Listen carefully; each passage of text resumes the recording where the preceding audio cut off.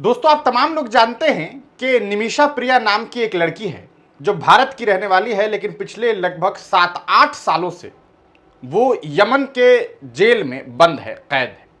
और 16 तारीख, आप समझ सकते हैं, 16 जुलाई को निमिषा को फांसी होनी थी। ये मामला आज का नहीं है, हमने पूर्व में भी इसके बारे में आपको जानकारी दी है। आप हमारे चैनल पर उस वीडियो को खंगाल करके देख सकते हैं, जिसमें हमने बताया था कि किस तरीके से निमिषा, जो भारत के केरल की रहने वाली है, वो सन 2007 में यमन जाती है। वहां जाने के बाद, चूंकि आप जानते हैं कि कोई इंसान अपना वतन, अपना देश छोड़ करके क्यों जाएगा, पैसा कमाने के लिए। वहां वो जाती है और उसके बाद कुछ सालों के बाद उसकी मुलाकात होती है एक शख्स से, जिसका नाम जो है वह है तलाल अब्दुल फतेह मेहदी। तलाल अब्दुल फतेह मेहदी से उनकी मुलाकात होती है और उसके साथ वो बिजनेस की बात करती है। बिजनेस की बात करते करते दोनों बिजनेस पार्टनर बनते हैं। लेकिन फिर अचानक सन 2017 में ये खबर सामने आती है कि निमिषा के जो बिजनेस पार्टनर है उनकी मौत हो गई है और उनकी डेड बॉडी एक टंकी में मिली है और कई टुकड़ों में मिली है।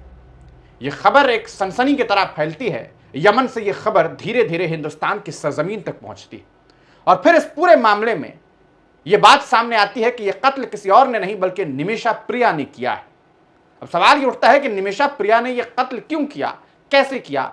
इसको लेकर के जब इन्वेस्टिगेशन शुरू होता है तो पता चलता है, यह आरोप तय होता है कि निमिषा ने यह कहा कि जो ये अब्दुल फतेह मेहदी है वो निमिषा को परेशान करता था, उसे असॉल्ट करता था, उसे मारता था, उसके साथ बदतमीजी बदसलूकी करता था।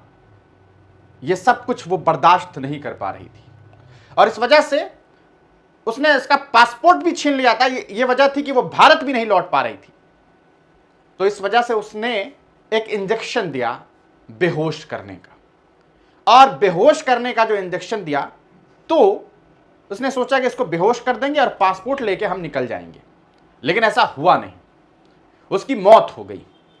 ये कहानी इस तरह से और सामने आती है कि उसके बाद निमिषा ने उस शख्स को जब देखा कि उसकी मौत हो गई है तो वो घबरा गई।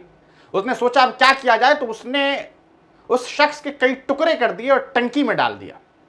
जब इस बारे में जानकारी सामने आई, वो भारत की सरजमीन पर भारत वो आ नहीं पाई। वो सोची होगी कि भारत आ जाए, लेकिन उससे पहले यमन में निमिषा की गिरफ्तारी हो गई। ये पक्ष, ये कहानी इस परिवार का है, लेकिन निमिषा कहती है कि ऐसा कुछ नहीं है। हां, एक मीडिया रिपोर्ट के अनुसार मैं आपको ये बता रहा हूं कि ये दलील दी गई कि निमिषा जब इन चीजों से परेशान थी तो उसने सुई दी बेहोश करने के लिए, ताकि वो पासपोर्ट लेकर के निकल सके। लेकिन इस बीच ओवरडोज होने की वजह से उसकी मौत हो गई। अब इस पूरे मामले में यमन की जो हुकूमत है और यमन की जो कोर्ट है, सुप्रीम कोर्ट तक ये मामला पहुंचा। 2020 से 2023 में फैसला हुआ, फिर 24 में खारिज कर दिया गया और 25 में 16 जुलाई को तारीख तय की गई कि निमिषा को फांसी दे दी जाएगी। भारत सरकार लगातार कोशिश कर रही थी, लेकिन कामयाबी नहीं मिली। फिर भारत के एक धर्मगुरु, एक बहुत बड़ी शख्सियत, आप स्क्रीन पर इनकी तस्वीर देख रहे हैं और ये काफी चर्चे में है आजकल। इनका जो नाम है वो एक इलाका है करतापुरम के शेख अबू बकर, एक बहुत बड़े ग्रैंड मुफ्ती कहे जाते हैं, ग्रैंड मुफ्ती। इन्होंने इस पूरे मामले में खुद हस्तक्षेप किया और यमन की हुकूमत से बातचीत की और कहा कि नहीं, वक्त दीजिए दोनों परिवार को। हालांकि अब्दुल फतेह मेहदी के भाई ये कह रहे हैं कि हमें इस मामले में वही फैसला चाहिए जो अल्लाह का फैसला है, यानी कि सजाए मौत। लेकिन अल्लाह ने यह ऑप्शन दिया है कि अगर ब्लड मनी दे दी जाए और सामने वाला इंसान माफ कर दे इस्लामी शरीयत के हिसाब से, तो मामले का हल निकल सकता है। कहते हैं कि लगभग 8 से 10 करोड़ रुपए ब्लड मनी देने की तैयारी, लेकिन परिवार इस बात को मानने के लिए तैयार नहीं है। अब ग्रैंड मुफ्ती साहब के हस्तक्षेप के बाद, उनके इस पूरे मामले में इंटर होने के बाद, यह दावा किया जा रहा है कि मुफ्ती साहब ने इस पूरे मामले में हुकूमत से बात की और कहा कि परिवार को वक्त दीजिए, दोनों परिवार को आपस में इस मामले का हल निकालने दीजिए, अभी फांसी रोक दीजिए।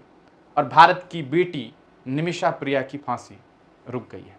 आपको याद होगा कि उत्तर प्रदेश की एक बेटी थी जो कतर में फंसी हुई थी, लेकिन उसे फांसी दे दी गई वहां।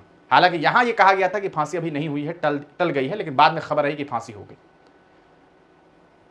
लेकिन अब एक मामला यमन में है और भारत के एक बहुत बहुत अजीम शख्सियत, एक बहुत बड़े इस्लामिक स्कॉलर, एक ग्रैंड मुफ्ती शेख अबू बकर ने इस पूरे मामले में अपनी बात रखी है। और कहा जा सकता है कि इनके इस पूरे प्रकरण की खूब तारीफ भी हो रही है। और वो लोग भी ये कह रहे हैं जो ये कहते हैं कि पंक्चर बनाते हैं, वो कह रहे हैं कि आज इन्होंने फांसी रोक दी है, वरना ये हुकूमत, यहाँ के हाकिम ये नहीं कर पा रहे थे। आप क्या सोचते हैं? अपनी राय कमेंट सेक्शन में ज़रूर दीजिएगा। वीडियो को शेयर कीजिएगा। चैनल पर नए हैं तो सब्सक्राइब ज़रूर कीजिएगा। बहुत बहुत शुक्रिया।